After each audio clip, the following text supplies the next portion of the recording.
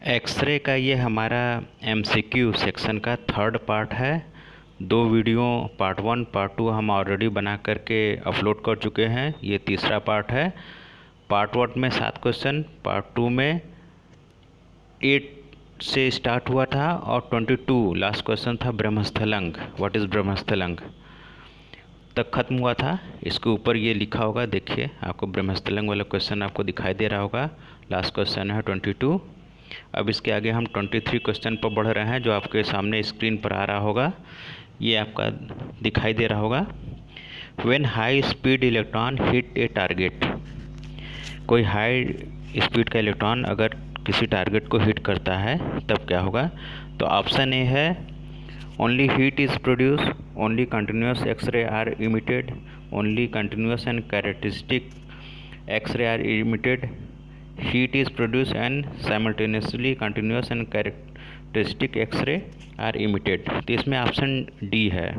जब high speed का electron किसी टारगेट से टकराता है तो उस समय उसका टारगेट से हाई मॉलिक्यूलर वेट के टारगेट से टकराने से हीट तो प्रोड्यूस होती है, कंटिन्यूस और कैरेक्टरिस्टिक दोनों तरह का एक्सरे प्रोड्यूस होता है।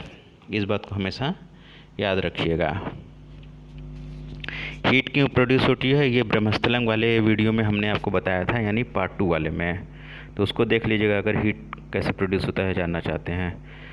24 क्वेश्चन आपके स्क्रीन पर मिड में हमने कर दिया है।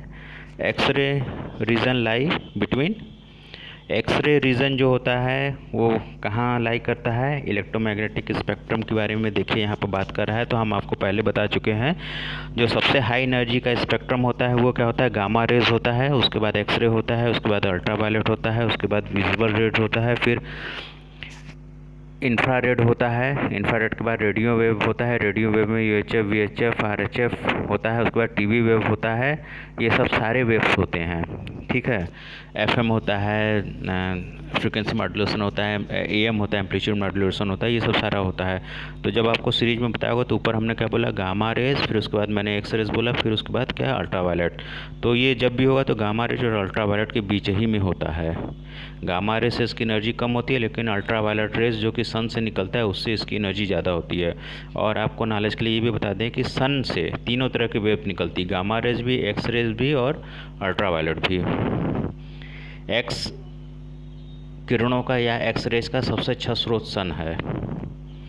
ब्लैक होल से भी एक्स रेज निकलते हैं। Short radio wave and visible light and ultraviolet region, gamma rays and ultraviolet rays, short radio wave and long radio wave. तो इसमें क्या हो जाएगा, सी ऑप्शन सही होगा। इसको हम आपको समझा दे रहे हैं फिगर के माध्यम से। देखिए ये है गामा रे, उसके बाद होता है एक्स रे, फिर होता है अल्ट्रावायलेट, फिर होता है विजिबल। इस तरह ये सीरीज चली आ रही है। तो एक्स रेज कहाँ है, गामा रेज और अल्ट्रावायलेट के बीच में है। तो इस चीज़ को याद रखिएगा हमेशा। 15 क्वेश्चन आपके स्क्रीन पर मिड में दिख रहा होगा। X-ray are produce a during electron discharge at low pressure during nuclear explosion, when cathode ray are reflected from target, when electron from higher energy state come back to lower energy state. तो क्या होता है, X-rays कब produce होता है, जब electron higher energy state से lower energy state में आता है, तभी आपका एक्सरे प्रोड्यूस होता है। इसको भी आपको हम फिगर के माध्यम से बता दें कि एक्चुअल में होता क्या है। जो टारगेट होता है मॉलिब्डेनम का होता है टारगेट। तो मॉलिब्डेनम के जो एटम होगा उसमें जो हायर उसके ऑर्बिट वाले सेल में जो इलेक्ट्रॉन होगा उसकी ये हम आपको एनर्जी स्टेट दिखा रहे हैं। ये क्या है, ग्राउंड स्टेट है। ये क्या, हायर एनर्जी स्टेट है। तो पहले इलेक्ट्रॉन ग्राउंड स्टेट में रहता है। जो ही इसमें एक बाहर से इलेक्ट्रॉन आता है उसको हिट करता है तो ये क्या करेगा, हायर एनर्जी स्टेट में चला जाएगा। हायर एनर्जी स्टेट से फिर लोअर एनर्जी में आता है तो एक फोटॉन इमिट करता है, वही होता है एक्स रेज होता है। तो ये तो आपको हम एटॉमिक लेवल पर बता दिए, लेकिन एटॉमिक लेवल के अलावा भी इस पर बहुत सारी चीज़ें होती हैं, इसको भी हम आपको समझा दे रहे हैं। इसको हम डिलीट कर देते हैं। थोड़ा ध्यान से देखिएगा। एक्चुअल में जो टारगेट होता है वो इस तरह का होता है बना। जब इस पर इलेक्ट्रॉन बाहर से आता है वो इसको टारगेट स्ट्राइक करता है। तो ये जो टारगेट हो ये भी आप जान रहे हैं कि किसी एलिमेंट का ही बना होता है। उस एलिमेंट के कारण उसमें ढेर सारे इलेक्ट्रॉन होते हैं। जब ये इलेक्ट्रॉन बाहर वाला आता है और इसको हिट करता है तो ये जो इलेक्ट्रॉन होते हैं ये भी नेगेटिवली चार्ज होते हैं, और ये वाला जो इलेक्ट्रॉन होगा ये भी नेगेटिवली चार्ज होगा। तो ये एक दूसरे को रिपेल करते हैं तो इसकी स्पीड को कम कर देता है और इलेक्ट्रॉन एक तरह से ब्रेक हो जाता है। उसी कारण से हमको एक्सरे प्रोड्यूस होता है। ठीक, तो यही इसका फंडा है। तो इसमें आपका ऑप्शन डी ही सही है। 26 in radiotherapy X-ray are use to. Radiotherapy में एक्सरे यूज़ करते हैं। Detect bone fracture, treat cancer by controlled exposure, detect heart disease, defect fault in radio receiving circuit. तो किस में करते हैं? Treat cancer by controlled exposure. Cancer के cells को किल करने में इसका प्रयोग किया जाता है। हालांकि बोन फ्रैक्चर इसको भी डिटेक्ट करने में इसको यूज करते हैं, लेकिन यहाँ पर क्वेश्चन देखिए बहुत ही स्टैंडर्ड पूछा गया है। इसको भी हम आपको बहुत सावधानी से दिखाते हैं। क्या पूछा है क्वेश्चन में? रेडियोथेरेपी की बात की जा रही है। तो रेडियोथेरेपी हमेशा रिलेटेड है कैंसर ट्रीटमेंट से, कैंसर सेल ट्रीटमेंट से। ठीक, तो यहाँ जब भी थेरेपी की बात की जाएगी तो इस पर आप टिक लगाएंगे, बी पर। अगर थेरेपी की बात नहीं की जाती तो अगर फिगर लेने या इमेज लेने की बात की जाती तब हम लोग यहाँ ऑप्शन ए पर टिक लगाते हैं। तो बी केयरफुल, क्वेश्चन बहुत ही स्टैंडर्ड था। 27 क्वेश्चन मिड में आपके आ चुका होगा, थोड़ा सा बड़ा कर देते हैं। X-ray are stream of electrons, stream of positively charge particle, electromagnetic radiation, stream of uncharge particle. तो एक्सरे जो होता है ये क्या होता है? फोटॉन से मिलकर बना होता है, यानी इलेक्ट्रोमैग्नेटिक स्पेक्ट्रम का पार्ट है। तो ये कभी भी स्ट्रीम ऑफ इलेक्ट्रॉन या पॉजिट्रॉन या प्रोटॉन न्यूट्रॉन कुछ भी नहीं होगा। ये जब भी होगा इसमें चार्ज पार्टिकल होगा ही नहीं। ये जब भी होगा रेडिएशन होगा, तो इसमें फोटॉन होगा। तो ऑप्शन सी सही है, electromagnetic radiation. 28 in order to study internal atomic structure of crystal was we use। Internal crystal structure को यूज़ करने के लिए हम किसका प्रयोग करेंगे? तो इंटरनल क्रिस्टल स्ट्रक्चर के इंटरनल पार्ट्स को, यानी एटम के बीच की दूरी को डिटेक्ट करने के लिए हम एक्सरे का प्रयोग करते हैं। क्यों? क्योंकि एक्सरे का जो आर्डर होता है वो 1 एंगस्ट्रॉम आर्डर का होता है, और एटम जैसे NaCl हो गया, इसके दो एटम के बीच की दूरी भी 1 इलेक्ट्रॉन या 1 से लेकर के 3 इलेक्ट्रॉन एंगस्ट्रॉम के बीच का होता है। इसी कारण से ये जो साइज है एक्सरे का इसके कंपेरेबल होता है। इसी कारण से एक्सरे को ही यूज़ किया जाता है इंटरनल स्ट्रक्चर आप किसी भी मटेरियल का एटॉमिक स्ट्रक्चर देखने के लिए। तो इसमें ऑप्शन ए ही सही है, X-ray. 29 question, the maximum frequency nu, ये वी नहीं न्यू लिखा है, of continuous X-ray is related to the potential difference V S. क्या हो जाएगा? न्यू जो होता है फ्रिक्वेंसी, इसको भी हम आपको समझा देते हैं लिख करके। देखिए फ्रिक्वेंसी पूछा है, हालांकि वी टाइप का लिखा है, इसको इस तरह लिखना चाहिए था। ये न्यू फ्रिक्वेंसी का सिंबल होता है, ऐसे आप लोग सोचेंगे वी। अगर वी और इलेक्ट्रॉन वोल्ट में रिलेशन पूछता तब आप क्या लिखते? ½ mv² इलेक्ट्रॉन वोल्ट। तो वी होता √/v। ऑप्शन ए इसमें सही होता। लेकिन क्वेश्चन में क्या पूछा है?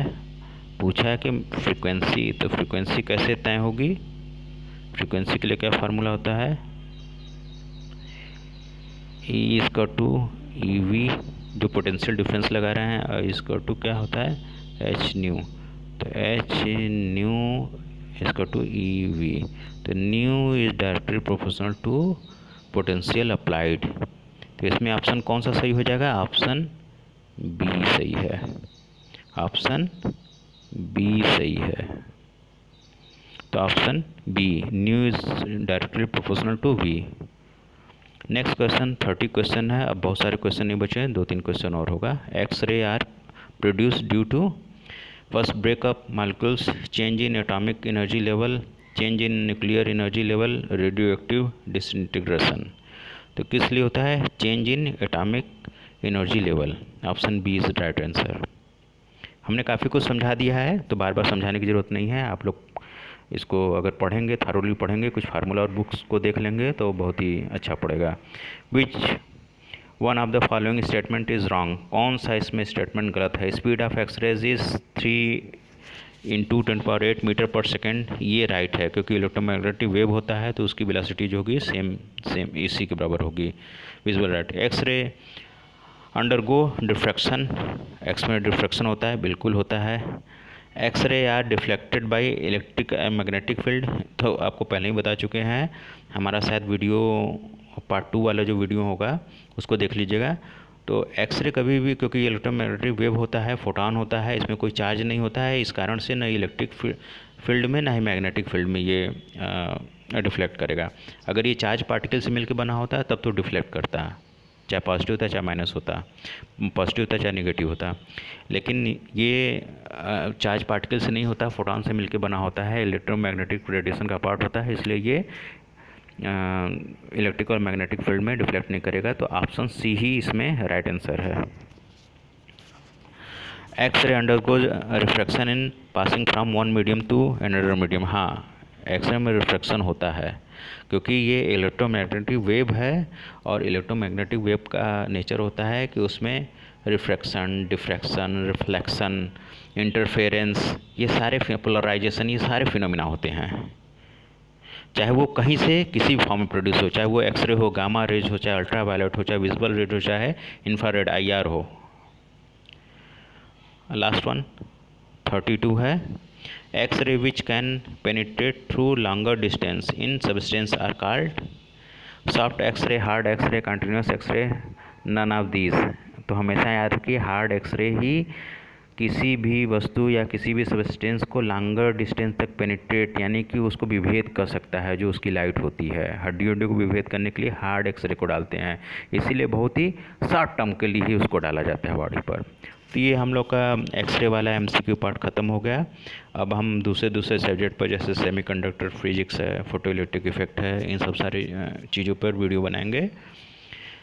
आप इसको पेशेंस के साथ देखिए। और लास्ट में आपको हम रिमाइंड करा देते हैं कि हमारे चैनल को सब्सक्राइब कीजिए। जैसा कि इजी फिजिक्स को सभी लोगों ने सपोर्ट किया था, वैसे ही इस चैनल को सपोर्ट कीजिए।